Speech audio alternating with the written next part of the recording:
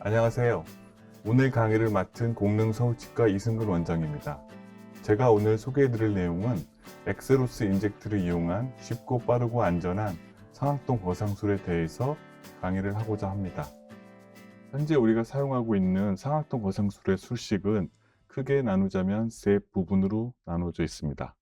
첫 번째 단계는 상악동저의 상악동 잔종골을 상악동 점막에 천공이 없게 안전하게 갈아내든지 깨트리는 사이너스 플로우 브레이크 단계입니다. 그리고 두 번째 단계는 상악동 점막이 노출이 되고 그 노출된 상악동 점막을 상악동저에서 높이 거상을 하는 그런 과정이 됩니다. 그리고 세 번째 과정은 거상된 그 공간에 골 이식제를 충전을 해서 순화이드의 멤브레인을 높이 거상을 해서 그 내부에 골 이식제를 채워서 신생골이 형성이 되기를 기다리는 그런 세 번째 과정이 되겠습니다. 그래서 이 세 단계를 우리가 각각 술식을 발전하고 진화시켜 왔는데 거기에 대해서 제가 사용하고 있는 방법과 함께 설명을 드리고자 합니다. 먼저 첫 번째 단계인 상악동저를 깨트리는 과정은 과거에는 오스테오톰을 이용한 BAO-SF라든가 OSF 같은 그러한 방법을 사용을 했습니다.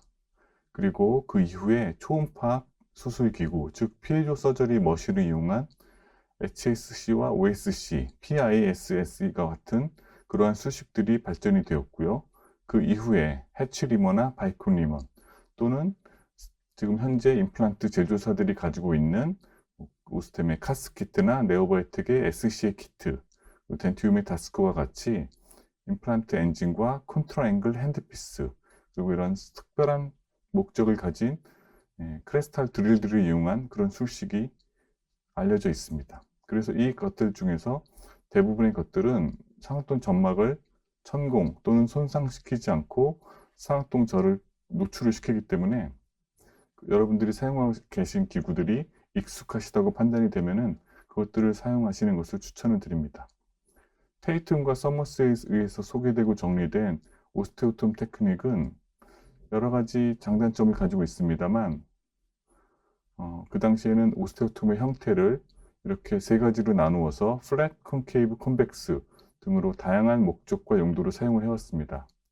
그런데 20년 전에 제 1화를 말씀을 드리면 저희 장모님에게 상악동 거상술을 이 오스테오톰을 이용해서 처음으로 시행을 해보았는데 그날 제 집사람한테 야단을 맞고 그 이후에는 오스테오톰을 전혀 사용하고 있지 않습니다. 이러한 오스테오톰을 이용한 테크닉은 클래식하게는 그래프트 머티리얼을 집어넣거나 아니면 그래프트 머티리얼을 배제한 채로 오스테오톰과 말레팅을 이용해서 상악동저를 깨트리는 것입니다. 케이스를 한번 보시면은 이렇게 잔종골이 3mm 이하인 경우에도 오스테오톰을 이용한 테크닉이 훌륭한 결과를 얻어내고 있다고 할 수가 있는데 이런 경우에는 상악동 점막과 이 날카로운 입자를 가진 고리식제 파티클들이 직접적으로 접촉을 하기 때문에 만약에 많은 양의 거상이 이루어진 이후에는 환자분이 귀가하고 그 다음 일주일 후에 내원할 때 상악동 거상술이 실패하는 모습을 종종 발견할 수 있습니다. 그 이유는 많은 양의 본 파티클들이 상악동 멤브레인과 접촉을 하게 되고 더 많은 압력과 더 많은 부피의 골식제가 들어가게 되면은 상악동 점막이 아주 마이크로한 퍼포레이션이 일어나기 때문에 그렇습니다.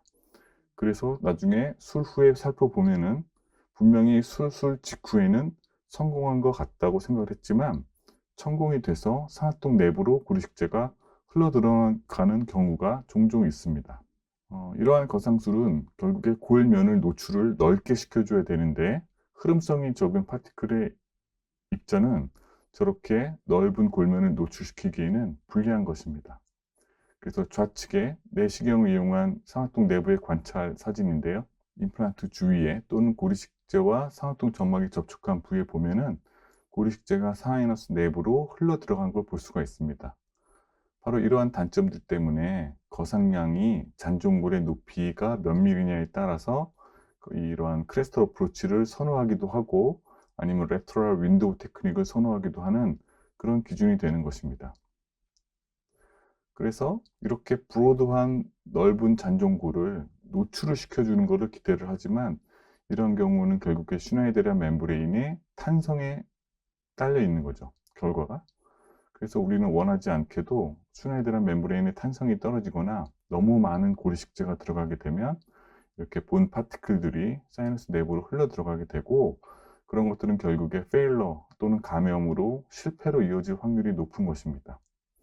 근데 이거는 이미 사이너스 내부에 본 파티클을 집어넣고 나서야 뒤늦게 확인을 하는 거지, 이것을 사실 미리 예측하고 예방할 수 있다면 더할 나위 없이 안전한 수식이 될 것입니다. 레이저의 2001년 페이퍼에 보면은 카데바에서 레터럴 어프로치와 크레스털 어프로치를 비교한 논문이 있는데, 여기서 확인한 것은 퍼포레이션에 얼마나 멤브레인이 잘 견디는지, 그리고 그 빈도가 얼마가 되는지를 확인한 논문이었습니다. 여기서 보면은 재밌게도 24%에서 크레스털 어프로치의 오스테오톰 테크닉에서 24%에서 퍼포레이션이 발생했다고 되어 있습니다. 4번 중에 1번 실패했다는 얘기죠. 그리고 이 결론으로 4번 중에 1번인 이 24%의 퍼포레이션 레이트가 레터럴 윈도우 테크닉과 비슷하기 때문에 추천할 만한 수식이라고 말을 한 것입니다. 하지만 개원의 입장에서는 4번 중에 1번의 실패는 상당히 높은 실패죠. 이러한 크레스털 어프로치의 단점 중에 하나는 파티클처럼 유동성이 적은 재료를 쓰게 되면 상악동 점막의 거상이 픽스처 주변에만 아주 부분적으로 제한적으로 거상이 되고, 이렇게 넓은 면을 거상을 시키지 못하기 때문에 신생물 형성에 방해가 됩니다. 그래서 이러한 수식이 릴라이블 하지 못하다고도 보는 거죠. 은켄케이 2002년 논문을 보면은 제일 우측 하단에 있는 경우에는 점막을 뚫고 고리식재들이 노출이 돼서 우리 눈에 관찰이 되는 거죠. 이런 경우에는 상악동 감염이 될 가능성도 높고요. 당연히 상악동 거상술도 실패라고 보실 수가 있습니다. 그래서 처음에는 성공한 것처럼 보이지만 뒤늦게 1달, 2달 후에도 점막이 미세하게 노출이 되면서 결국에는 모든 고리식재들이 상악동 내부로 흘러 들어가게 되는 경우가 간혹가다 있습니다. 이거는 제 경우의 환자인데요. 2012년도에 바이오스 파티클 1g을 사용해서 크레스털 어프로치를 시행하였던 경우입니다. 그리고 1달 후에 환자분이 내원하셨는데 극심한 상악동에 감염이 있어서 근처의 이비인후과 선생님에게 내시경 수술을 의뢰한 그런 영상입니다. 분명히 제가 크레스털 어프로치를 할 때는 1g이나 되는 고리식재를 넣어도 될 만큼 점막도 천공되지 않았다고 확신을 했고요. 수로 엑스레이에서도 점막에 천공이 없었습니다만 1달 지나고 나서 점막이 천공이 된 것을 알게 되었습니다. 그런데 만약에 처음부터 천공이 되었다면 사이너스 내부에 파티클 본이 있어야 되는데, 지금 보시는 내시경 영상처럼 파티클들이 뭉쳐 있는 걸 볼 수가 있습니다. 뭉쳐 있다는 거는 처음부터 천공이 된 상태에서 파티클을 넣었다는 게 아니고 서서히 술 후에 1달 동안 천천히 고리식재는 뭉쳐지고 있었고, 고리식재 상부의 멤브레인, 슈나이데르 멤브레인은 조금씩 천공이 넓어져서 뭉쳐진 채로 상악동 내부에 남아있는 걸 관찰하실 수가 있습니다. 그래서 저렇게 영상에서 보시는 것처럼 바이오스 파티클들이 거기다 라지 파티클을 사용을 했죠. 그 뭉쳐져 있는데 상악동 내부에 그대로 감염원으로 남아있는 걸 보실 수가 있습니다. 그래서 이러한 내시경 수술을 통해서 오스테오미아탈 유닛의 직경을 한 10mm 정도까지 넓혀주고요. 상악동 내부의 퍼스를 다 제거를 하고 저 파티클도 제거를 하는 영상입니다. 보면은 1g의 바이오스 파티클들이 이제 비강을 통해서 빠져나오고 있는 걸 보실 수가 있죠. 그래서 이렇게 이비인후과 석션을 통해서 고리식재를 제거하는 모습을 보실 수가 있죠. 이러한 합병증을 예방을 하려면 파티클 탑에 고리식재를 넣기 전에 점막이 인텍트한지 퍼포레이션 됐는지를 확인하는 과정이 필요합니다.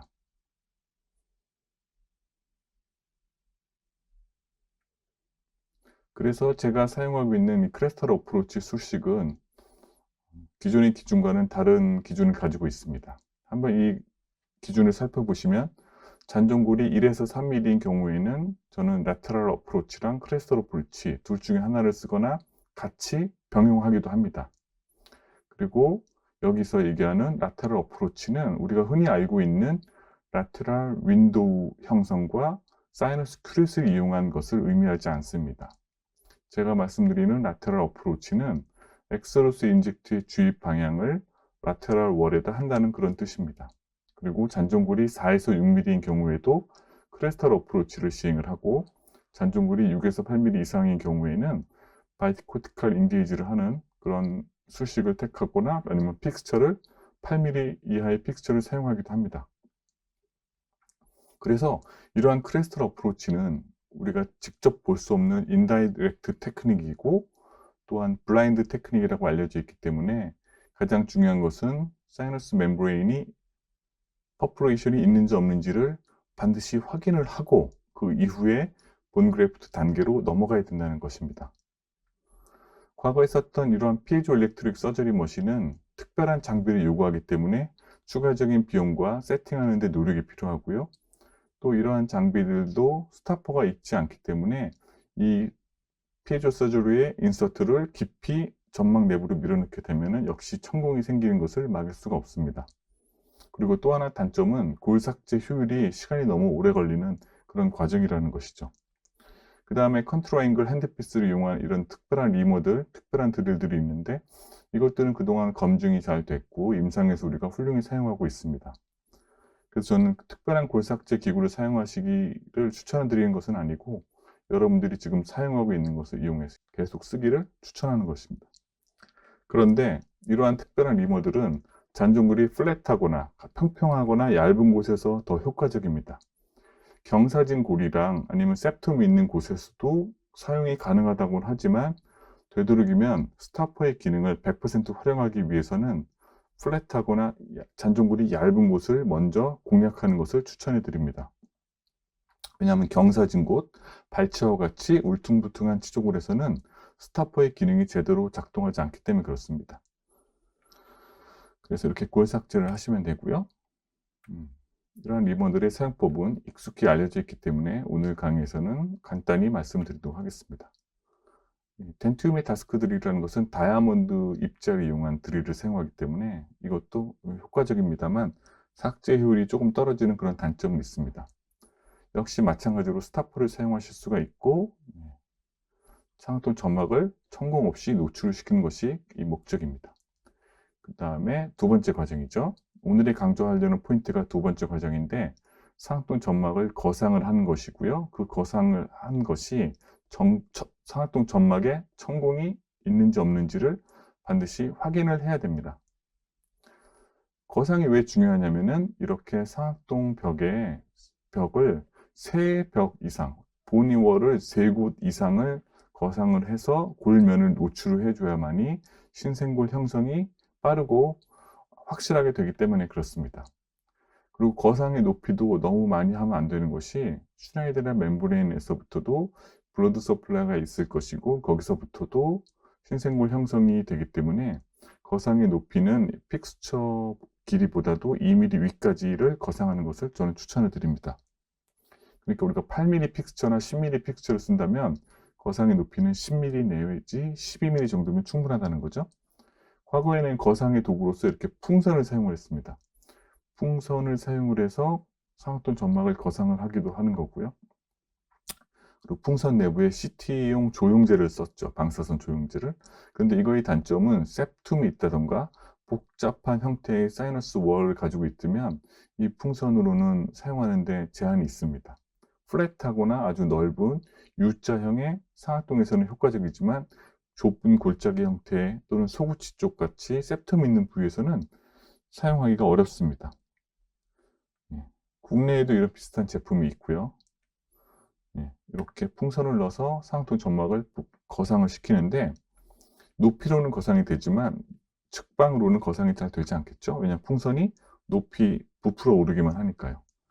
그래서 좁은 공간이나 septum 있는 공간에서는 이 풍선 테크닉은 사용하기 어려운 점이 있고, 그 다음에 두 번째로 드러난 것이 수압을 이용하는 거죠. 하이드라울릭 리프트 시스템이라고 해서 파스칼의 원리에 의해서 고열 삭제한 면을 밀폐를 시켜줘야 됩니다. 그리고 한쪽 방향으로 셀라인을 주입을 하게 되면 그 압력이 발생을 해서 슈나이드란 멤브레인이 거상이 되는 거죠.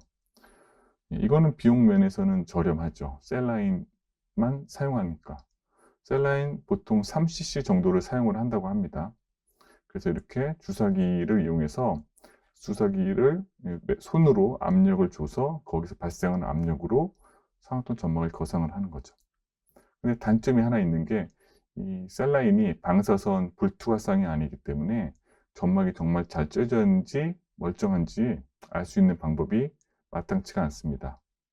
어떤 경우에는 이 밀폐를 시킨 것을 주사기를 뒤로 빼서 이 라인 안에, 주사기 라인 안에 핏방울이 점점점이냐 실선이냐를 가지고 그것을 점쳐보기도 합니다만, 이 입구의 폐쇄가 완벽하지 않으면 공기방울이 들어갈 소지가 있기 때문에 눈으로 보는 것만큼 확실하진 않죠. 제가 쓰고 있는 주사기는 원래 이름이 SLD 시린지라고 합니다만, 병원 내에서 애칭을 바나나를 닮았다고 바나나 시린지라고 불러서 여담입니다. 지금은 상표명이 바나나 시린지로 바뀌었습니다. 그래서 제가 썼던 방법은, 이 당시에 썼던 것은 바나나 시린지하고 오른쪽에 보이는 것은 DBM 젤입니다. 젤 타입의 동종물인데요. 이걸 이용해서 먼저 시술을 했었습니다.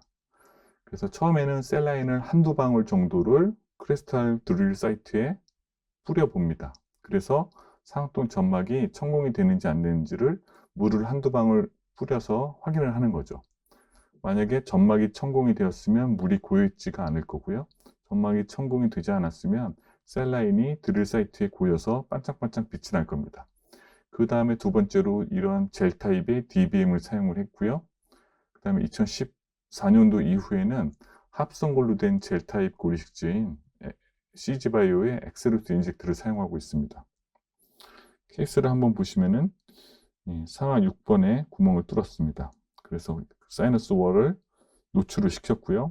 그 다음에 셀라인을 한두 방울 집어넣고, 또는 이것을 이용해서 수압을 가하기도 합니다.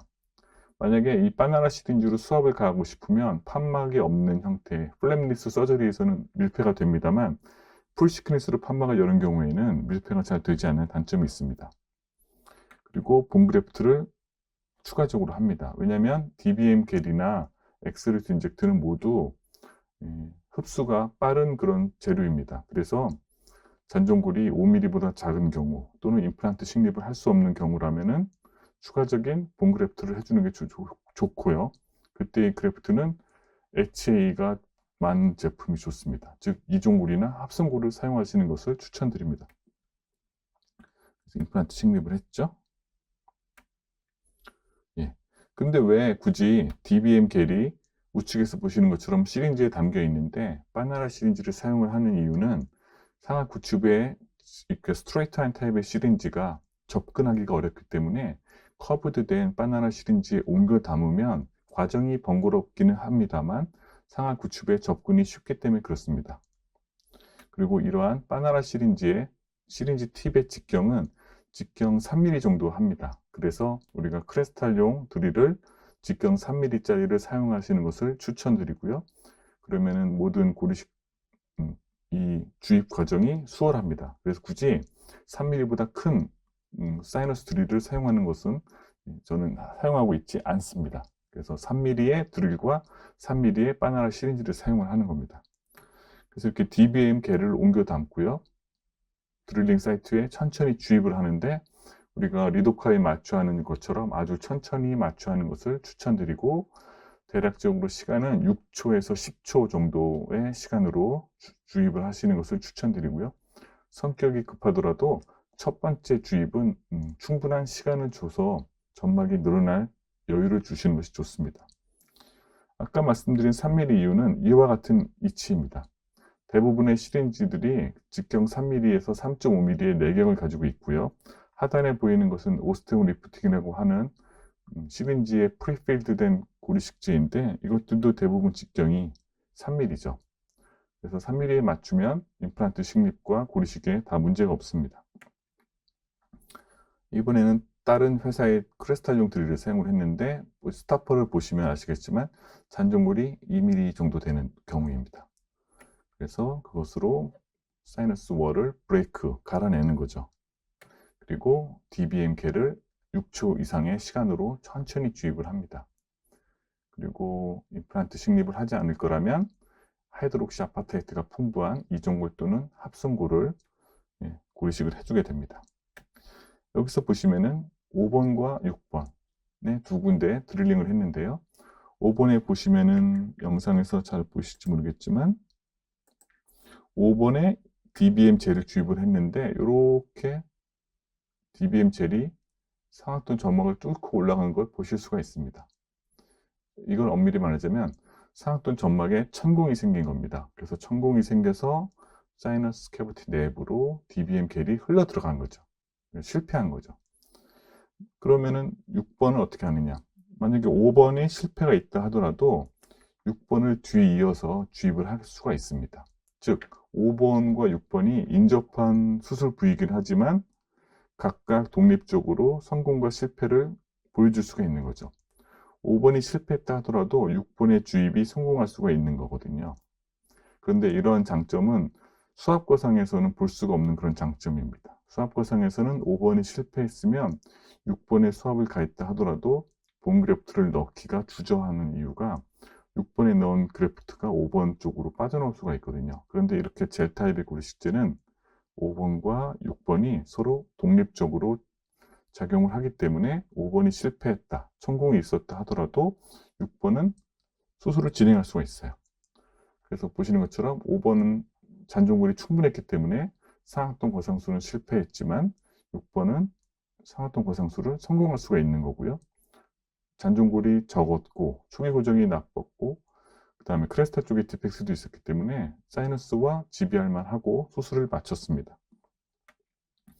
그리고 나중에 식립을 하면 되는 거고요. 그리고 이러한 장점은 발치 후 즉시 식립에도 도움이 됩니다. 발치 후 즉시 식립과 상악동 거상술을 해야 되는 경우가 있는데 수압거상은 골면이 울퉁불퉁한 곳에서는 하이드롤릭 리프트라고 하는 그 기구를 골면에 밀착시키기가 어렵습니다. 골면이 평평하지 않은 경우에는 어려운데 젤 타입의 고리식제와 바나나 시린지를 사용을 하면 골면이 울퉁불퉁해도 밀착을 시켜서 주입을 할 수가 있는 거죠. 그래서 발치 후 즉시 상악동 거상술에서도 이러한 젤 타입 고리식제를 사용하시면 쉽게 사용하실 수가 있습니다.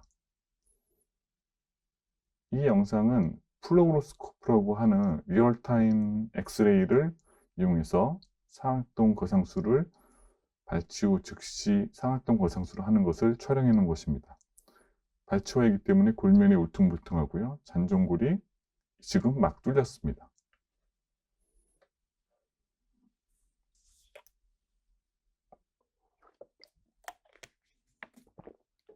그리고 발치화이기 때문에 셀라인이 일부는 상악동 점막에 들어가지만 대부분 셀라인은 뒤로 빠져나오는 걸 볼 수가 있죠. 그래서 아까 말씀드린 것처럼 골면이 평평한 곳을 하시길 선호하는 거고요. 그래서 이번에는 DBM 젤을 상악동 내부에 바나나 시린지를 이용해서 주입을 하고 있습니다. 보시면 영상에서 이번에는 성공하고 있죠. 돔 쉐입으로 점막이 거상되는 것이 보입니다. 이 DBM 젤은 방사선 불투하성을 가지고 있기 때문에 이렇게 비주얼라이제이션이 되는 거죠. 그래서 비주얼라이제이션이 되기 때문에 점막의 천공을 확인하실 수가 있고요. 이러한 플로로스코프가 없으면 파노라마나 콤비임CT를 촬영을 하셔도 본 그래프트를 하기 전에 촬영을 하시면 확인할 수가 있습니다. 확인이 되죠? 그래서 점막에 천공이 없는 것을 자신한 이후에 픽스처의 식립이라든가 추가적인 본 그래프트를 하시는 거죠. 이럴 때는 드릴링에 걱정이 없는 게 이미 점막이 충분히 거상이 됐기 때문에 파이널 드릴링에도 문제가 없고 그 다음에 추가적인 본 그래프트의 충전에도 문제가 없습니다. 이때는 직경이 3mm인 본 그래프트 머티리얼을 사용을 했는데 아시다시피 발치화이기 때문에 일부는 발치화에 남을 거고요. 일부는 상악동 내부로 들어가겠죠. 이때는 이제 합성고를 사용을 했고요. 보시는 것처럼 이렇게 마치 계란의 노른자와 흰자처럼 보이는데 시간이 지나면은 내부에서 공기 압력이 가해지고요. 내부에서 잘 분산이 되고 혼합이 됩니다. 그러면 아까 산화통 내부로 넘어간 경우 있었잖아요. 그런 경우에 이런 젤 타입 고리식제는 배출이 쉽게 이루어집니다. 왜냐하면 입자의 크기가 없기 때문에, 아주 미세한 입자이기 때문에, 젤 타입이기 때문에 내추럴 오스티움을 막거나 그러지 않고 쉽게 배출이 되는 그런 장점을 가지고 있습니다.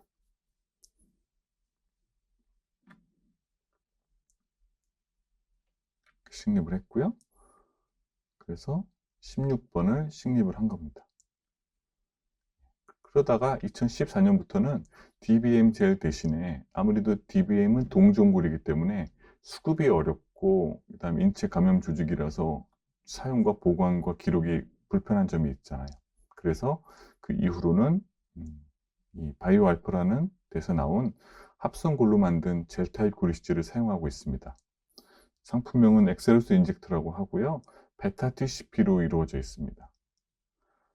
이게 물성을 한번 살펴보면은 45에서 75 마이크로미터의 베타 TCP 비즈로 이루어져 있습니다. 즉, 어떠한 다공성 구조물을 가지고 있지 않는 거죠. 왜냐하면 어떤 입자의 크기가 75 마이크로미터에서 45밖에 되지 않기 때문에 이거는 마크로 포로시티 같은 게 없고요. 그냥 단지 밀가루 같은 그런 비즈입니다.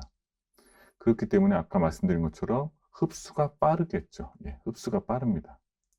그리고 이러한 비즈들을 잘 뭉치게 하고 흐르지 않게 점도를 맞추기 위해서 폴록서머 407이라고 안약에 쓰이는 그런 바이오 젤을 사용하고 있고요. 그 다음에 HPMC 젤을 섞어서 점주도를 조절하고 있습니다. 그래서 이거는 이 베타 TCP를 사용하고 있기 때문에 흡수가 빨라서 잔존골이 5mm보다 작거나 또는 픽스처를 이용해서 텐팅 이펙트를 얻을 수 없는 경우라면 반드시 HA가 많은 이종골이나 합성골을 추가적으로 고리식을 하기를 추천을 드리는 겁니다.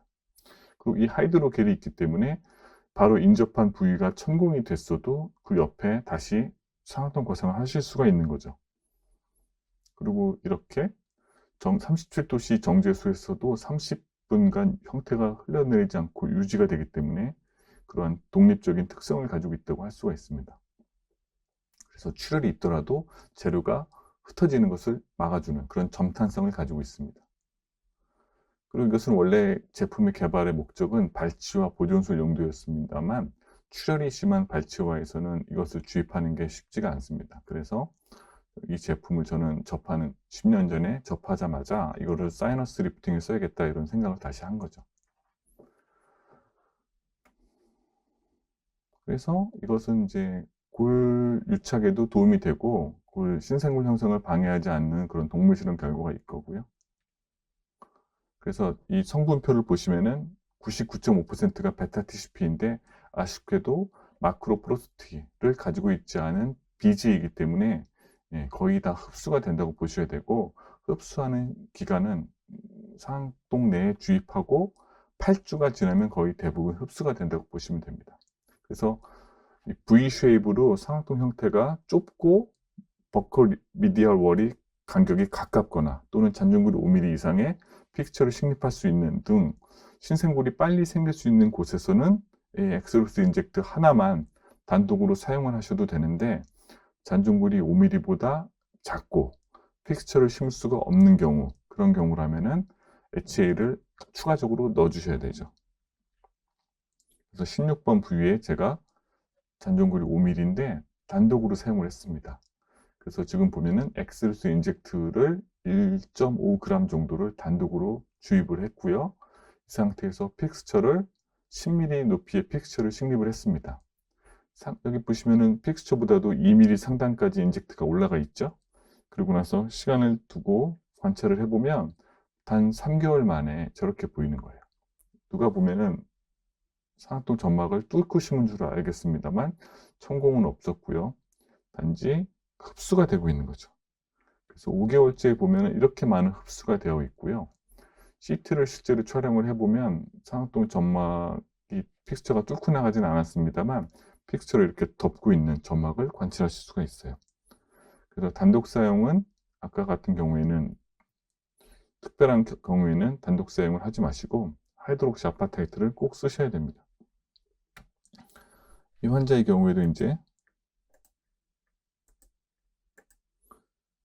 다른 형태의 크리스탈 드릴을 사용을 했죠. 그래서 골면이 울퉁불퉁한데 이제 상담 후 즉시 상하동 고상수를 하는 겁니다. 이러한 젤 테크닉은 장점이 뭐냐면 미니멀 인베시브, 최소 침습 수술이 가능합니다. 왜냐하면 우리에게 필요한 거는 단 3mm의 드릴링 사이트만 있으면 되거든요. 그래서 이때는 DBM이 아니고 엑세로스 인젝트를 주입을 한 겁니다. 그래서 엑세로스 인젝트를 주입을 하고 있습니다. 똑같이 이것도 레드의 오페시티가 높습니다. 방사선 불투과성이 높기 때문에 관찰이 잘 되죠. 주입을 하는 걸 보시면 점막이 천공이 없으면 이렇게 돔 형태로 거상이 되는 거 보실 수가 있죠. 젤이 스튜라이드란 멤브레인에 접촉을 하게 되고 넓게 점막을 들어 올리는 걸 볼 수가 있어요. 이렇게 거상이 되죠. 잔존골이 1mm 정도 될 겁니다.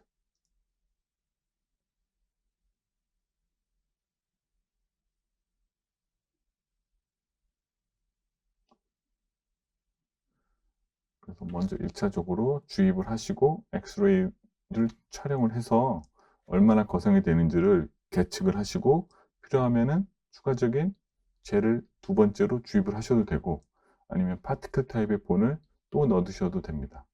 이 케이스의 경우에는 젤을 두 번 주입을 했고요. 각각 0.75g 추가적으로 0.75g 이렇게 두 번을 주입을 했습니다.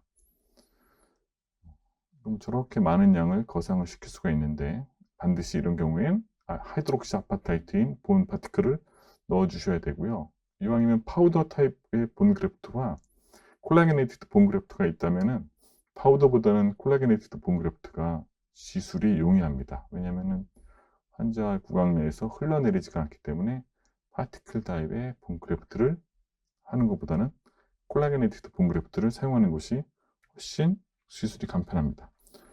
그래서 이분은 좌우를 둘 다 거상을 했죠. 여기서 보면은 10번 때 거상을 이만큼을 했습니다.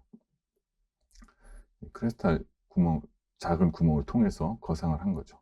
그리고 이제 5개월 정도 기다렸다가 추가적으로 식립 수술을 하게 되겠죠. 그래서 환자분은 오자마자 10번 때하고 20번 때를 동시에 사이너스 리프팅을 한 겁니다. 그 다음 단계는 이제 세 번째 단계가 되겠죠. 상악동 고상술의 세 번째 단계는 본 그래프트를 하는 것입니다. 그러면 직경 3mm의 작은 구멍을 통해서 본 그래프트를 계속 해야 되는 거죠. 아까와 같이 잔존골이 1mm인 경우라면 상당히 많은 양의 그래프트를 넣어야 되는데 많은 시간이 소요되는 그런 작업입니다.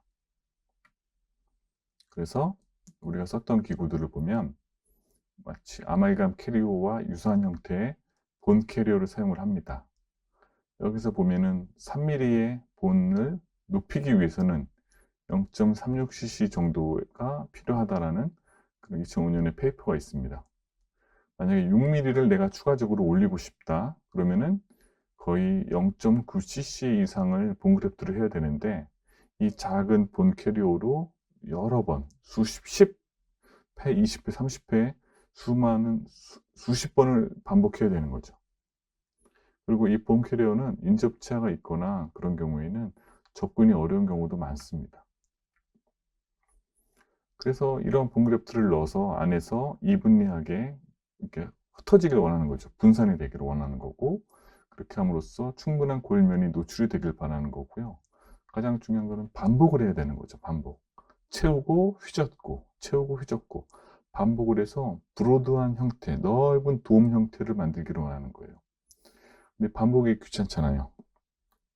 제가 2013년도에 깔때기를 한번 만들었었어요. 이렇게 보시는 것처럼 중절치 방향으로 입구가 열려 있고 왜냐하면 술자의 위치가 12시 방향이 중절치 방향이기 때문에 그리고 저렇게 크리스탈의 구멍을 뚫은 직경 3mm에 딱 꽂을 수 있는 이런 깔때기를 제가 자작을 했었어요.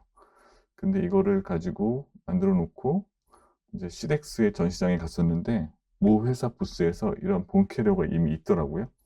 막 만들었더라고요. 그래서 아니 제가 만든 거 이제 거기서 중단을 했죠.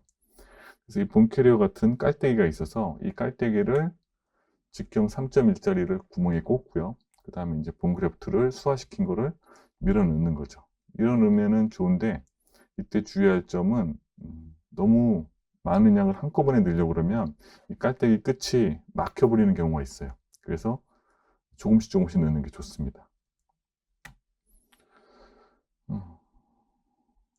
그래서 이 엑스로스 인젝트를 이용한 테크닉을 한번 영상을 보여드리겠습니다.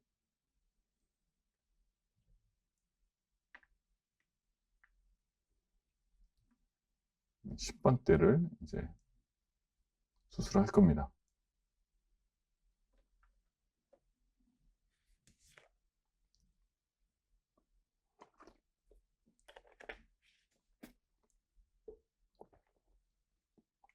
전층 판막을 형성을 하고요. 골면이 노출을 시킵니다.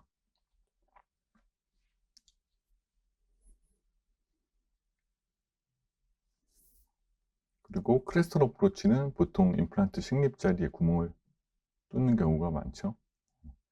근데 워낙 직경이 작은 구멍을 뚫기 때문에 6번과 7번에 두 개의 드릴링을 하더라도 6, 7번 사이에 있죠. 6, 7번의 중간에다가도 추가적인 구멍을 뚫을 수가 있어요. 그러니까 상악동 거상술을 위한 추가 구멍을 뚫을 수 있는데 위치가 라테랄 월도 되고 팔라탈 월도 되는 거죠. 여기서 셀레인을 집어넣는 거는 세척의 용도하고 점막의 천공을 확인하려는 목적, 그 두 가지지 이걸로 거상량은 미미합니다. 예. 왜냐하면 압력을 만들 수가 없어요. 그리고 이 경우에는 완전 무착에 가깝기 때문에 엑스로스 인젝트에 들어있는 주사기를 팁을 사용을 했고, 접근이 안 되는 경우는 아까 보여드린 바나나 시린지라는 것을 옮겨 담아서 쓰셔야 됩니다.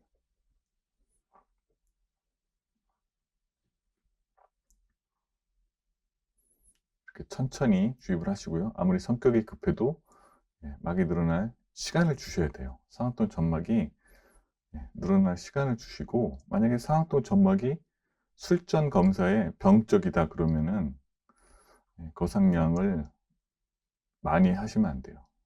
병적이고 점막이 시크닝이 돼 있다 그러면은 거상량을 5mm 이하로 줄이셔야지, 막 상악동 점막이 두꺼워져 있는 경우에는 거상량을 너무 많이 하시면은 안 됩니다.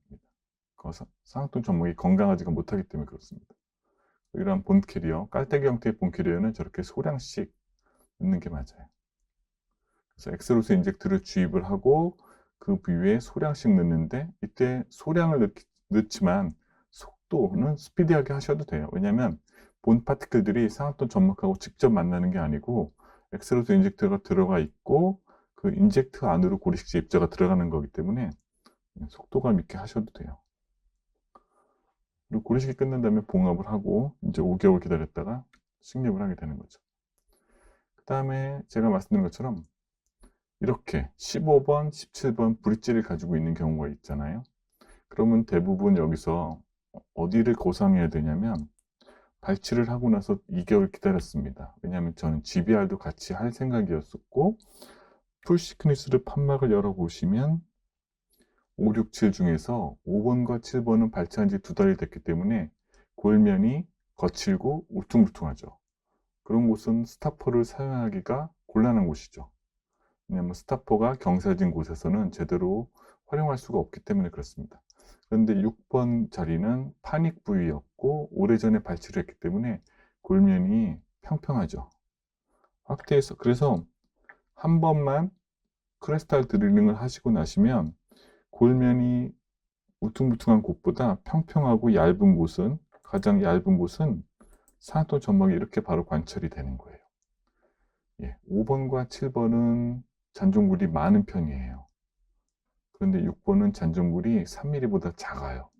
그래서 한 번의 드릴링 가지고도 이렇게 보시는 것처럼 사운드한 사이너스 멤브레인을 눈으로 직접 보실 수가 있어요. 그렇기 때문에 이럴 때는 6번 부위를 먼저 인젝트를 주입을 하시는 거예요. 그래서 6번 부위를 주입을 먼저 하시고 뒤이어서 5번과 7번도 드릴링을 하시고 주입을 하는 거죠. 그래서 5, 6, 7인 경우에는 가장 얇고 가장 평평한 곳을 주입을 2번 정도를 하시는 걸 추천드려요. 양으로 치면 한 0.75g 또는 1.5g 정도를 충분히 주입을 하시는 게 좋아요. 그래서 5번과 7번 부위에 상방까지 거상이 되도록 1.5g을 주입을 하시고요. 그리고 나서 측방을 보시면은 워낙 상악동의 측벽이 얇기 때문에 이렇게 비쳐 보이죠. 예.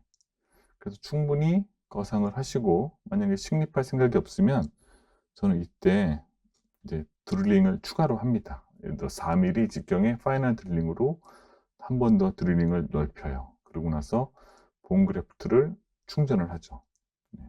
왜냐하면 3mm 드릴링 사이트에 충전하는 것보다 4mm에 충전하는 게 훨씬 수월하거든요. 그래서 본 그래프트를 충전을 했고, 당시에는 자가골 그리고 일부의 동종골을 대부분 사용을 했습니다. BMP도 같이 사용을 했고요. 그래서 합성골과 동종골을 믹스를 해서 GBR과 사이너스 리프팅을 동시에 마무리를 했어요. 그래서 10번대를 보시면 술전은 이렇죠. 그래서 인젝트를 주입을 한 겁니다. 5번과 6번 부위에. 그리고 추가 인젝트 주입을 했고요. 이것은 본 그래프트를 맞추고 났을 때의 모습이에요. 그래서 이렇게 이 위에 꼭대기까지 올라가 있는 거는 인젝트고, 그 밑에는 이제 본 그래프트 머티리얼이 들어있는 거죠. 하지만 이렇게 많이 넣었다고 걱정하실 게 없는 게, 대부분은 인젝트는 흡수가 됩니다. 술전 CT의 모습이고요. 술 후에 CT의 모습이에요. 여기서 보시면은 이렇게 GBR도 했고 사이너스 리프팅도 했죠. 근데 재밌는 거는 미디어 월까지 방리가 되는 거 보실 수가 있어요. 여기 사진에서 보는 것처럼 미디어 월까지 전부 방리가 돼요. 오히려 라테럴 월보다 미디어 월이 더 높이 올라가 있죠. 예. 이 특징이 크리스탈 어프로치에서 가장 잘 안 되는 것이 미디어 롤의 방리잖아요. 그런데 인젝트는 점탄성이 있기 때문에 한번 들어가서 빠져나오지가 않고 그대로 머물러 있어서 미디어 롤을 충분히 이렇게 높이 거상을 할 수가 있어요. 라테럴 윈도우가 굳이 필요 없는 거죠. 단 3개의 3mm짜리 구멍을 통해서 미디어 롤을 저렇게 확실히 보여줄 수가 있는 거고요. 그리고 아래 CT를 보셔도 여기서도 보면은 미디어 롤이 더 많이 올라간 거 볼 수가 있죠. 그러니까 소재의 특성을 활용을 한 겁니다. 그래서 이렇게 발치를 했죠. 26번 발치 즉시 발치를 했는데 퍼케이션 부위를 보니까 초기 고정을 얻을 수가 있을 것 같아요. 그러면은 그 부위에 크리스탈 드릴로 구멍을 뚫겠죠. 그리고 점막의 천공이 없다는 걸 확인을 했기 때문에 인젝트를 주입을 하고 파노라마를 찍어서 확인을 하는 겁니다. 그리고 초기 고정 충분히 얻은 상태에서 본 그래프트 픽스처를 식립을 하고 개필링을 하고 수술 간단히 마무리를 하는 거죠. 힐링 어부트먼트 넣고 치유. 6번 발치하고 거상을 한 거예요. 여기서 보시면은 이렇게 인젝트를 주입을 하는 경우예요. 그래서 이걸 확인을 하면은 이제 하이드록시 아파타이트 이 정보를 넣을지 말지를 결정을 하시는 거예요. 형태가 넓으니까, 그리고 발치와도 갭이 있으니까 이런 경우에는 본 그래프트를 하는 게 맞습니다. 그래서 본 그래프트를 추가를 하고요. 식립도 했죠. 하지만 엑스로스 인젝트는 2달 안에 흡수가 되기 때문에 최종 결과는 좀 달라질 거예요. 2달 후에 보면 이렇게 돼 있어요. 좀 더 시간이 지나면 골화가 될 겁니다. 또 다른 케이스인데요. 이런 경우에는 상악 구치부, 팔라탈 루트 쪽에 결손이 있어서 발치하고 치유가 됐음에도 불구하고 팔라탈 루트 있던 부위에는 이미 결손부 때문에 점막이 노출이 되어 있는 경우예요. 그런 경우에 어떤 일이 있냐면 크레스타 쪽에 구멍을 뚫었죠. 저희가 이렇게 정중앙에. 그런데 여기에 보면 팔라탈 루트 쪽에 점막이 이미 노출이 되어 있는 거예요. CT를 찍어보면 이제 골이 안 덮여 있는 거 볼 수가 있잖아요. 그런데 크리스탈 쪽의 구멍에다가 엑스루신 인젝트를 주입을 했어요. 그럼 어떻게 되냐면 이미 있는 이 부위, 점막이 노출되어 있는 부위로 인젝트가 이렇게 삐져나오는 거죠. 여기를 집어넣어서 여기를 삐져나왔다. 이거는 어떤 뜻이냐면 점막이 천공이 없다는 뜻이에요. 만약에 천공이 생겼으면 일로 집어넣는 게 바깥으로 나오진 않습니다. 예, 이런 식이 되고요. 이런 경우에는 어떻게 하면 좋냐면 애초에 처음부터 팔라탈 결손부에 주입을 하는 게 좋아요. 인젝트를. 구멍을 뚫지 말고 이미 구멍이 나 있는 팔라탈 결손부에 주입을 하면 훨씬 수월하겠죠. 그리고 지비아를 한 거예요. 그래서 보면 이렇게 구멍이 이미 뚫려 있잖아요. CTV에서 보면 여기 이렇게 구멍이 있고 여기도 구멍이 있죠. 그러면 애초에 이 부위까지 판막을 거상을 해서 이 팔라탈 월에다가 주입을 하는 게 훨씬 수월해요. 이렇게 이미 뚫려 있기 때문에 여기다 주입을 하고 CT 찍어보고 그 다음에 임플란트 식립 위치에 다시 추가적으로 두 번째 구멍을 뚫는 게 낫겠죠. 그래서 이미 형성된 결손부를 이용하는 것도 좋은 방법입니다. 이렇게 주입을 했고요. 첫 번째 주입, 그 다음에 두 번째 주입과 추가 고리식, 그리고 식립까지 마친 경우에 여기도 보시면 미디알 월이 훨씬 더 많이 거상이 됐죠. 이쪽 버칼 월보다 미디알 월이 훨씬 골면이 거상이 되고 노출이 됐다는 게 특징인 거예요. 이거는 수압 거상에서는 볼 수 없는 엑스로스 인젝트만의 장점이기도 합니다. 그 다음에 이렇게 septum이 있는 경우에도 아까 말씀드린 크레스탈용 드릴이 안전하게 점막을 손상시키지 않는다면 역시 사용이 가능해요. 이렇게 식립이 할 수가 있죠. 그래서 간단히 덴티폼에서 어떻게 사용하는지를 보시고 저희가 추가적인 영상으로 실습 영상을 찍어놨는데 간단한 사용법을 먼저 보시죠. 이렇게 잔종골 1mm를 남겨놓는 데까지 드릴링을 하시고 크레스탈 드릴인데요. 덴티움의 다스크 심플 키트에 있는 크레스탈 드릴인데 이걸로 이제 상악동 점막을 노출을 시키는 거예요. 스타퍼 길이를 점점 늘려가죠. 2mm, 4mm, 6mm 늘려서 점막을 노출시키는 거예요. 이렇게 노출을 시키고 나서 셀라인을 뿌려서 확인을 해보는 거고요. 그 다음에 엑스로스 인젝트를 준비를 해서 옮겨 담습니다. 옮겨 담을 때는 두 개의 주사기를 힘을 쫙 줘서 빠져나오지 않게 옮겨 주시는 게 요령이에요. 이건 오리지널 팁인데 오리지널 팁이 접근이 안 될 때가 있죠. 앞에 치아에 부딪히는 거야. 완전 무책이 아닌 경우에는 어려운 곳이 있어요. 그럴 때는 이제 바나나 시린지를 옮겨 쓰는 게 좋고요. 직접 접촉이 되면은 저렇게 점막에 주입을 천천히 6초 이상 시간을 줘서 하시면 점막이 거상되는 거를 엑스레이를 찍어서 확인하는 거죠. 이런 식으로 늘어납니다.